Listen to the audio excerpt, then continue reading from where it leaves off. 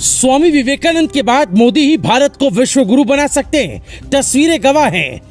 PM Modi आगे, Japan और Australia के पीएम पीछे चलते हैं। बाइडेन तो बहुत पीछे हैं। 11 साल में हमारा भारत कितना बदल गया, 2 तस्वीरें आपको पूरी तरह समझा देंगी।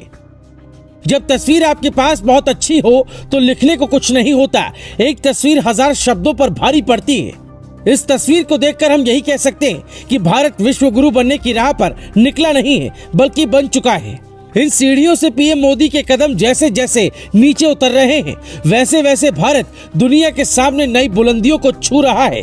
प्रधानमंत्री नरेंद्र मोदी के ठीक बगल में जो माननीय हैं, वो जापान के प्रधानमंत्री फूमियो किशिदा हैं, जो पीएम मोदी से कुछ कहने की कोशिश कर रहे हैं। इनके बुलावे पर ही पीएम मोदी क्वाड की बैठक में हिस्सा लेने जापान के टोक्यो पहुंचे। इसके अलावा इस तस्वीर में वैसे तो सभी बड़े नेता और अधिकारी ही हैं, लेकिन 2 ऐसे नेता हैं जिनके एक इशारे पर दुनिया के बड़े बड़े नेता हांफने लगते हैं। उनमें पहला नाम है अमेरिकी राष्ट्रपति जो बाइडेन का, जो पीएम मोदी से एक सीढ़ी पीछे हैं, और उनके ठीक बगल में ऑस्ट्रेलिया के नवनिर्वाचित प्रधानमंत्री एंथनी अल्बनीज हैं। ये क्वाड सम्मेलन के बाद की ही तस्वीर बताई जा रही है। तस्वीर कब की है, इससे ज्यादा मैटर ये करता है कि भारत के लिए ये तस्वीर कितनी शानदार है। बीजेपी के बड़े बड़े नेता तारीफ कर रहे हैं, और तारीफ होनी भी चाहिए, क्योंकि बीते 8 सालों में मोदी ने वैश्विक स्तर पर भारत की जो तस्वीर बदली है, वो वाकई सराहनीय है।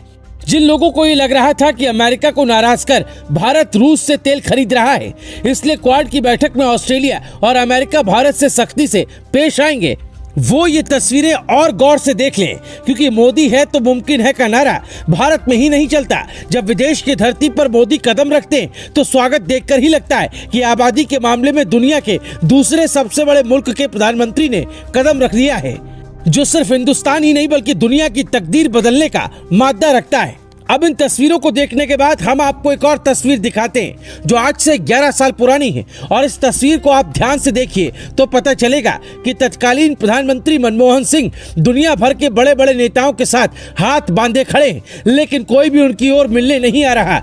कोई बराक ओबामा से मिलता है तो कोई किसी और से। ये तस्वीर फ्रांस में हुए G20 सम्मेलन 2011 की है।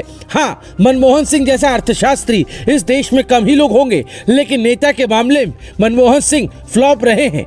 हम उनकी बुराई नहीं कर रहे, लेकिन देश उस वक्त किस हाल में था और अब देश की छवि दुनिया के सामने क्या है, आप इन 2 तस्वीरों से अंदाजा लगा सकते हैं।